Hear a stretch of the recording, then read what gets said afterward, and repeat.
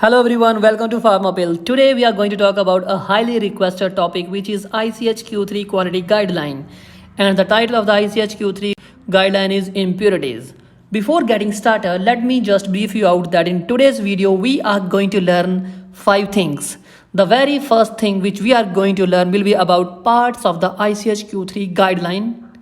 Second learning will be about residual solvents. Third learning will be about classification of the residual solvents.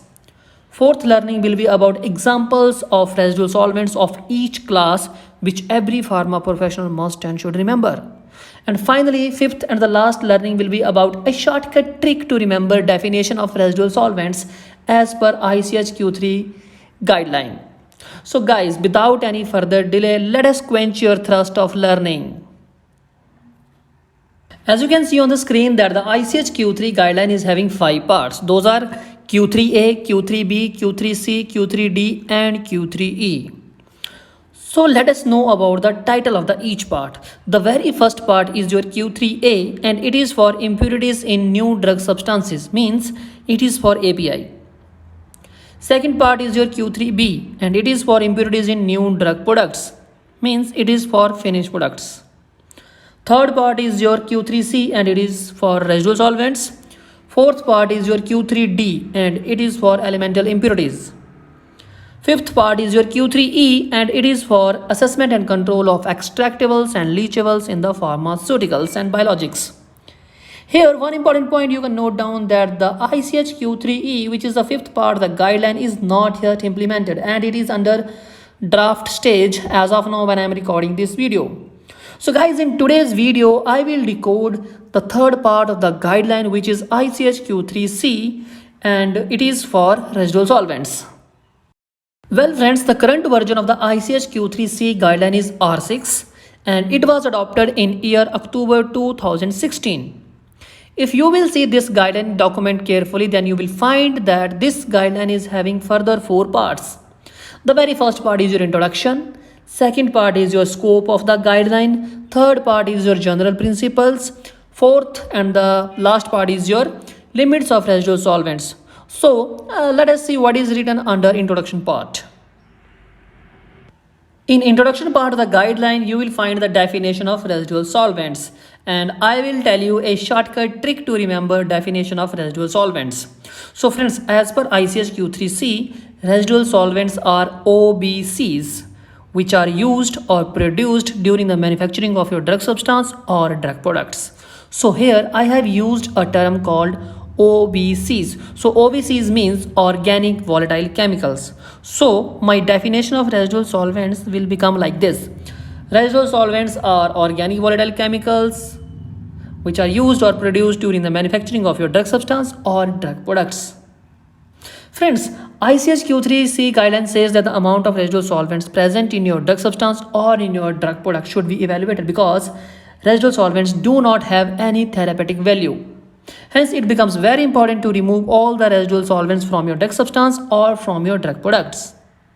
Friends, this guideline strongly recommends pharma industry to avoid the usage of residual solvents which are highly toxic. Along with that, this guideline recommends to use those solvents which are less toxic and have no ill effects on the patient's health. Now you might be thinking that what are those solvents which are highly toxic and what are those solvents which are least toxic.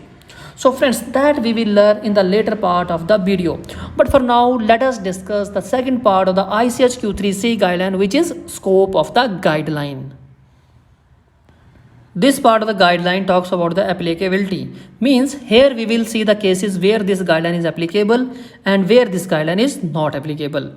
Well friends, suppose if we are using residual solvents during the manufacturing of our drug substance or drug product, in that case, this guideline ICHQ3C will be applicable to us. One more important point you can remember here is that this guideline is applicable to all the dosage forms, whether it is your tablet, capsule, ointment, injections, etc. And friends, ICHQ3C guideline says that the higher level of residual solvents may be acceptable in certain cases, for example, in case of your topical applications. Now, this guideline is not applicable to the potential new drug substances or drug products which are used during the clinical research stages of development. So this is all about your scope of the guideline. Now let us move on to the next part of the guideline, which is general principles. Well friends, under general principle you will find total 5 topics. So out of these 5 topics we will learn about the classification of the residual solvents. So friends, as per ICH Q3C, residual solvents has been divided into 3 classes, and this classification is based on the risk of residual solvents to the human health. So let us see what are those 3 classes of the residual solvents. The first class is class 1, second one is your class 2, and third one is your class 3. Now let us try to differentiate between these 3 classes of the residual solvents. Well friends, class 1 solvents are highly toxic and carcinogenic in nature, and it is always advised to avoid the usage of class 1 solvents. Class 1 solvents are environmental hazards.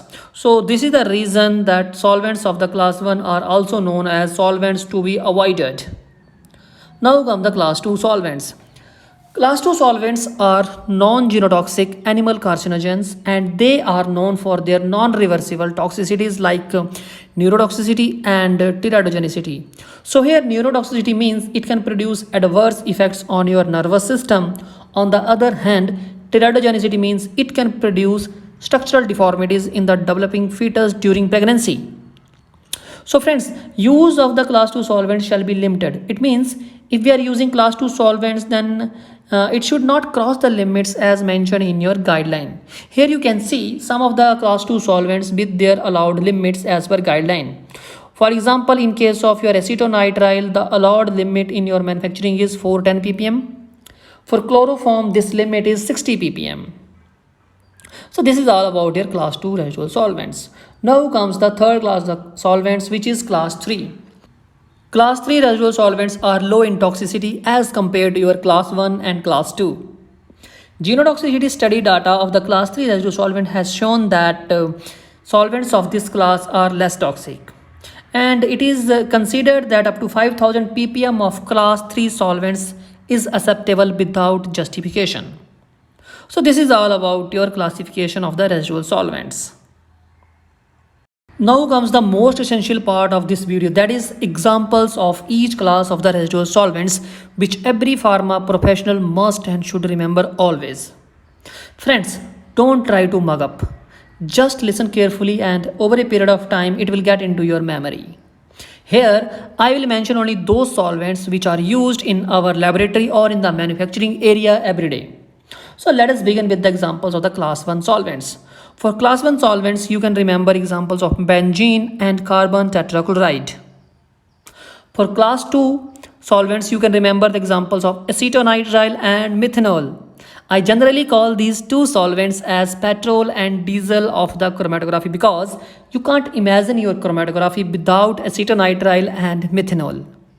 Now comes the examples of your class 3 solvents, which is isopropyl alcohol and triethylamine. So guys, this is it for today. Let us quickly recall the learnings of today's video. In today's video, we have learned that ICH Q3 guideline is having 5 parts. Out of these 5 parts, 5th part, which is ICH Q3E, is not yet implemented. So let us see what are the remaining 4 parts which are implemented. The very first part is your Q3A, and it is for impurities in API. Second part is your Q3B, it is for impurities in finished product. Third part is your Q3C, it is for residual solvents.